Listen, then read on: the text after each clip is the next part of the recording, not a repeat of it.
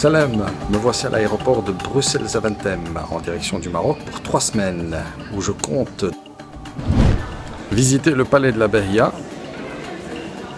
Ambiance de fou à la plage Jamal Alfna.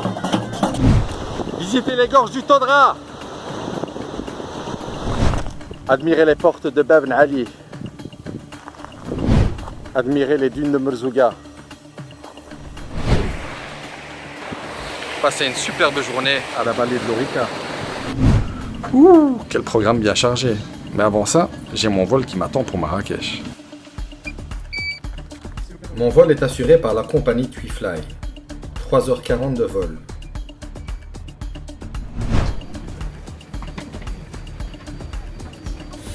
Je joue la carte du confort et m'offre une place sans siège devant moi.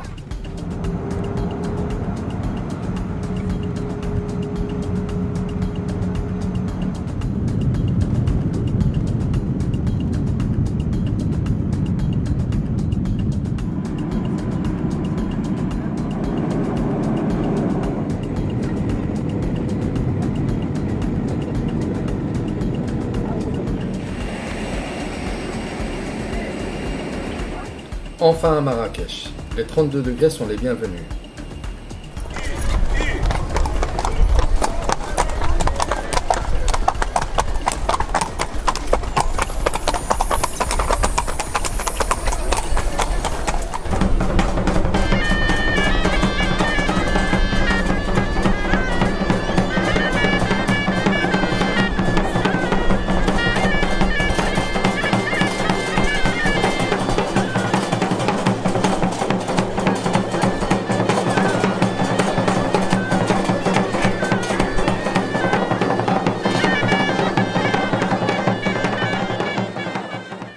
La plage Jamal Alfna, patrimoine mondial de l'UNESCO, unique au monde avec son animation 365 jours par an.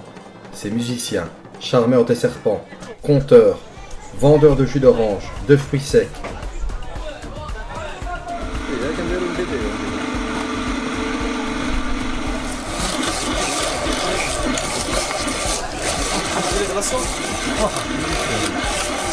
En début de soirée, des restaurants sur roulette vous invitent à découvrir tout ce que la cuisine marocaine a de meilleur.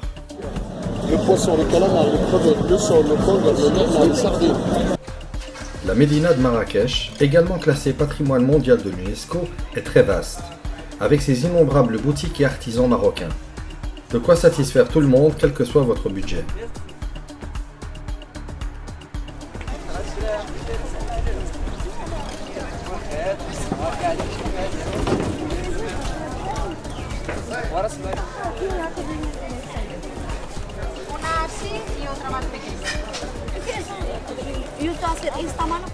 Il est agréable de prendre un verre à la terrasse du Café des Épices. Le temps semble ici s'être arrêté.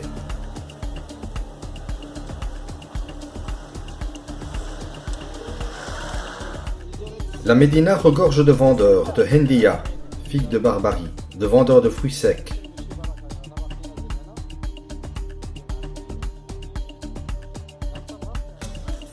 Il se dégage quelque chose de magique dans les ruelles de la Médina, où règne un calme absolu, loin de la circulation automobile animée de Marrakech.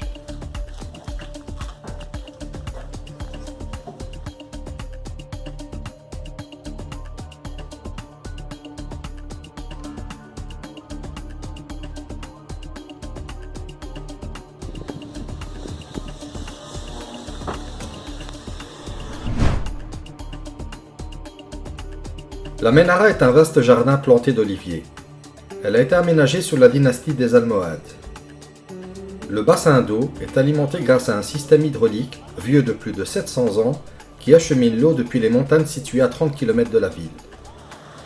La mosquée Koutoubia, mosquée des libraires, construite au XIIe siècle par les Almohades, est un véritable joyau et sans conteste le symbole de Marrakech.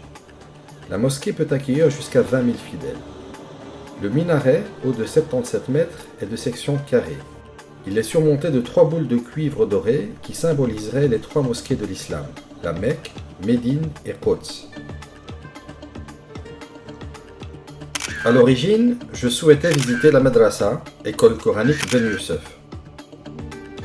Mais celle-ci, étant en cours de rénovation, Je me suis rabattu sur le palais Bahia, et j'avoue ne pas avoir été déçu.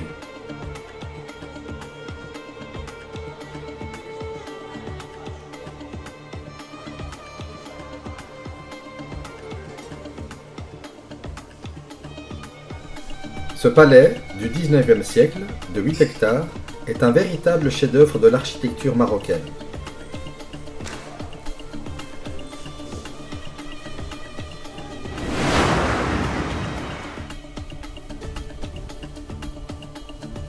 Près de 150 pièces richement décorées de moucharabi, de marbre, de stuc, de zellige, et le tout organisé autour de nombreux patios plantés d'orangers.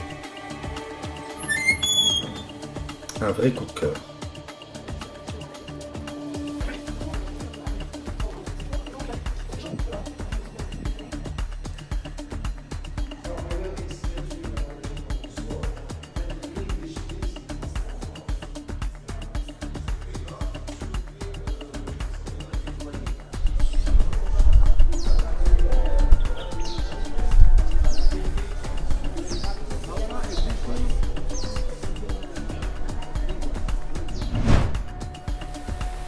Ce lieu magique débute à 50 km de Marrakech et la route goudronnée se termine aux 7 cascades de Seti Fatma. Fraîcheur garantie loin du bruit de Marrakech. Vous êtes au pied de l'Atlas.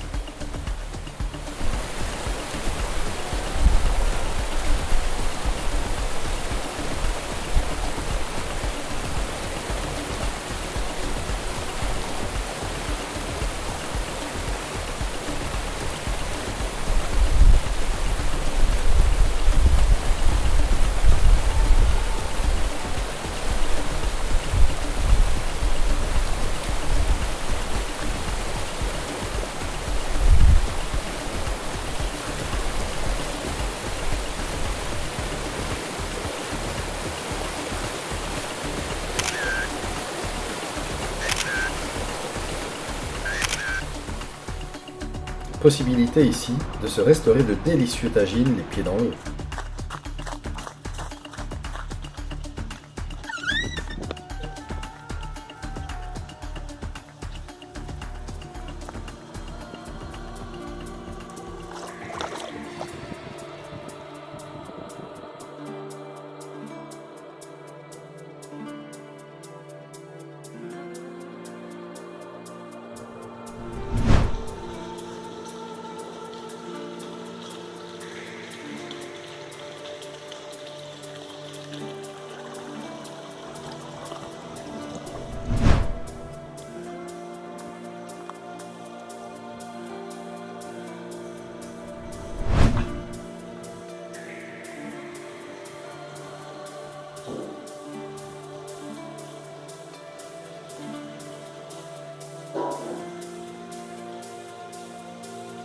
Préparation du matériel photo et vidéo.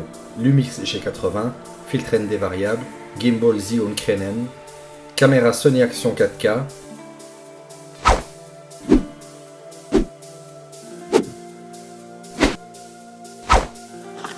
Mon périple commence à Ouarzazate. Ouarzazate est le point de départ des grands circuits du sud marocain. Soit on va vers l'ouest, vers Merzouga, soit on va au sud, vers Mohammed.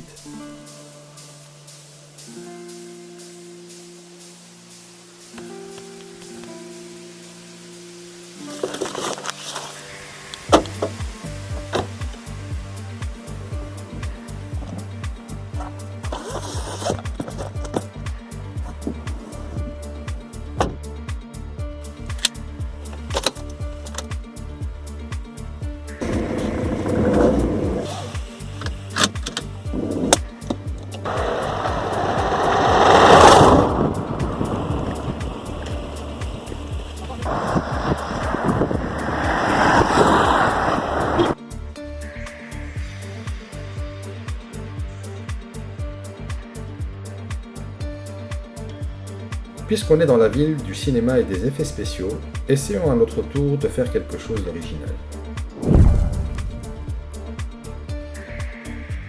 Aït Ben Haddou est inscrit au patrimoine mondial de l'UNESCO. Le Qsar d'Aït Ben Haddou, surnommé par les Français à l'époque le Mont Saint-Michel des Chlouh, est un ensemble de bâtiments de terre entourés d'une muraille, renforcés par des tours d'angle. Il daterait du XVIIe siècle. De nombreux films ont été tournés ici, le plus connu d'entre eux étant Gladiator avec Russell Crowe.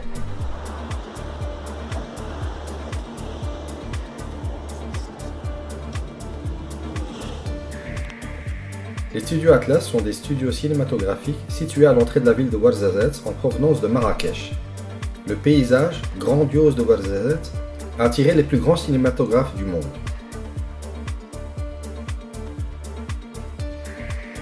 De nombreux films comme Astérix, Le Légionnaire, La Momie, Laurence d'Arabie, La Dernière Tentation du Christ, Game of Thrones ont été tournés à Ouarzazate.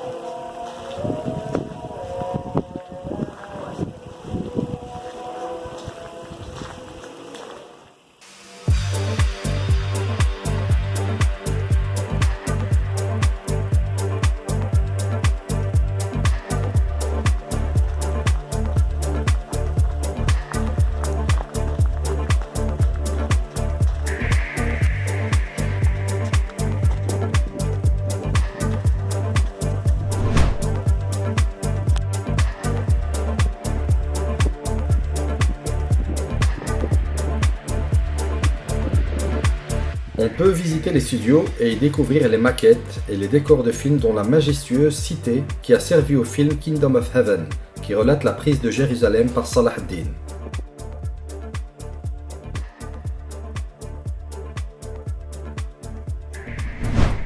Skoura, importante palmeraie, habitée et cultivée, est située à 45 km de Ouarzazate. C'est ici que débute la route des 1000 Kasbahs, au milieu de magnifiques palmeraies. Un vrai régal pour les yeux.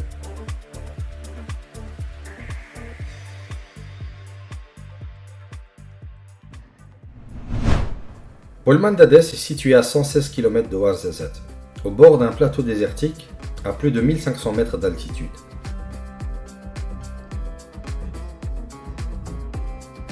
C'est d'ici que part la grandiose route vers les gorges du Dadès, un paysage parsemé de rochers, dont les fameuses pattes de singe, de montagnes, de vallées, de gorges et de palmeraies.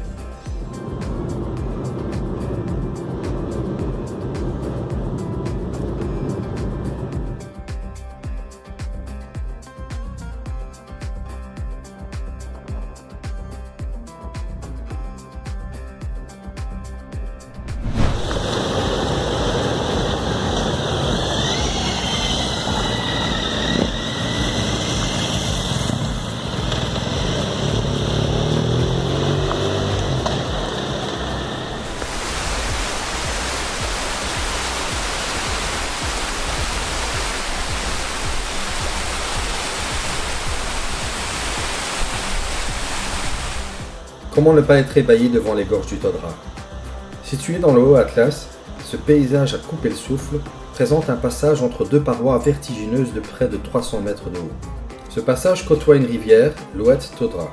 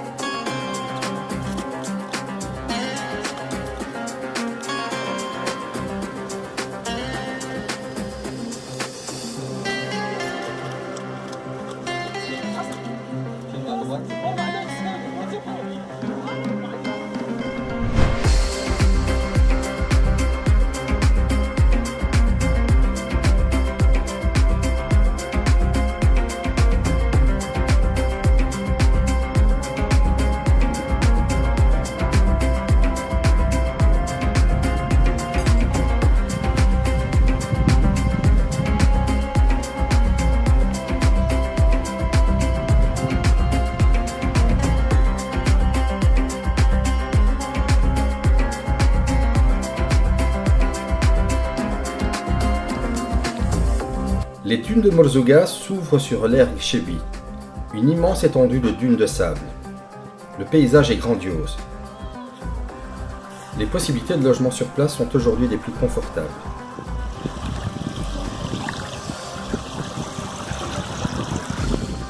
De nombreux films ont également été tournés ici. Le Légionnaire, Le Secret de la Momie, Astérix. Le Marathon des Sables est passé par ici. Et le raid 4L Trophy y a lieu chaque année.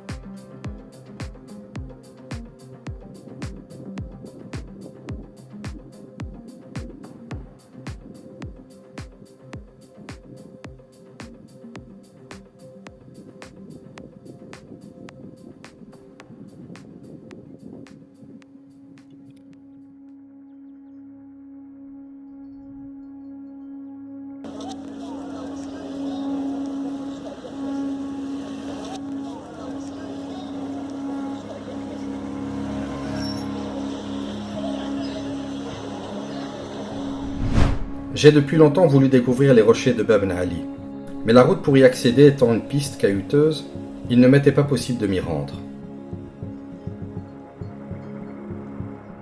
Le miracle a eu lieu en 2019, année où la piste a été goudronnée.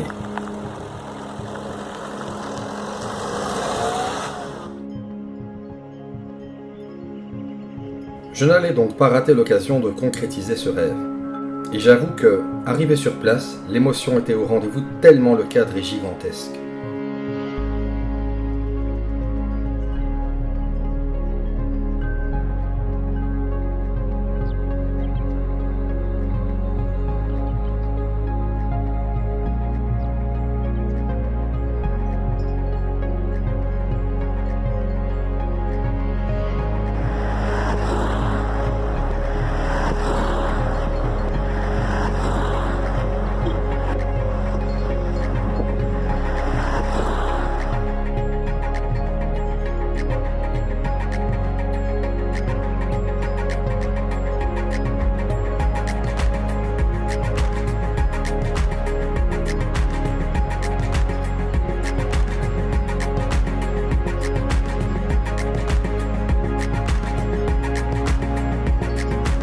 Des habitants qui vivent au pied des rochers de Bab Ali nous invitent à boire le thé, un moment convivial inoubliable.